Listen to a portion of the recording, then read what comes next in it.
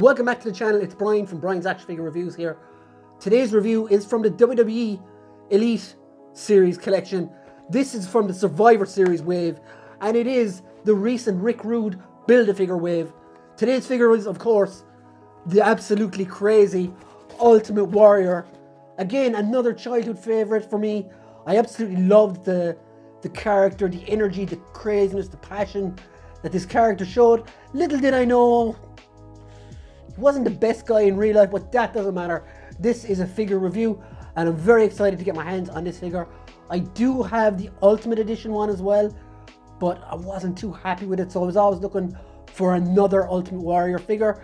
And let's see if this Survivor Series one does the job. Now, this box came from Amazon, and it's pretty battered, but let's look at it anyway. Let's check out the box.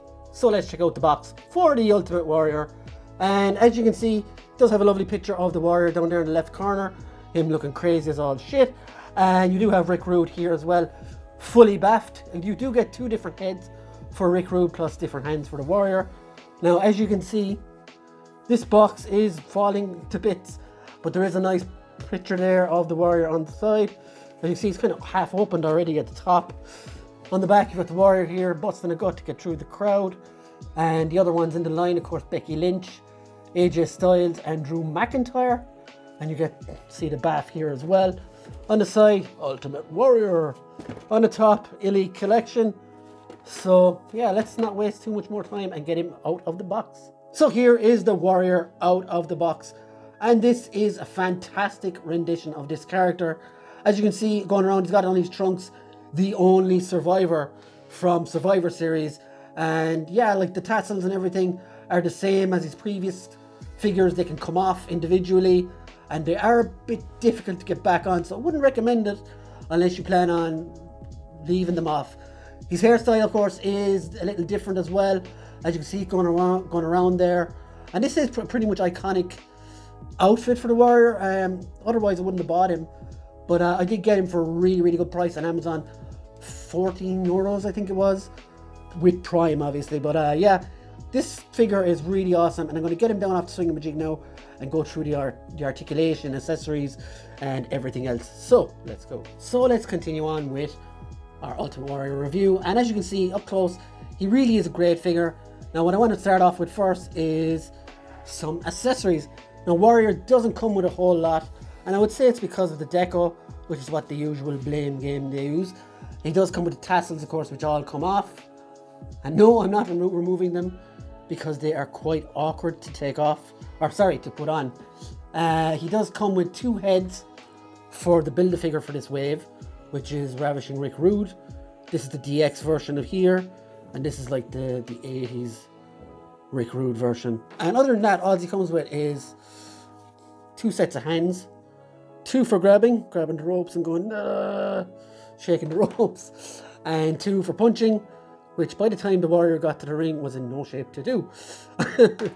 Yeah, this is the Warrior. Let's have a look at him up close. That face sculpt is excellent. Absolutely great work from Mattel. Their face sculpts have really gone up a notch, especially when you look at their main competitor, Jazzwares, whose are really hit and miss. The face sculpts are excellent.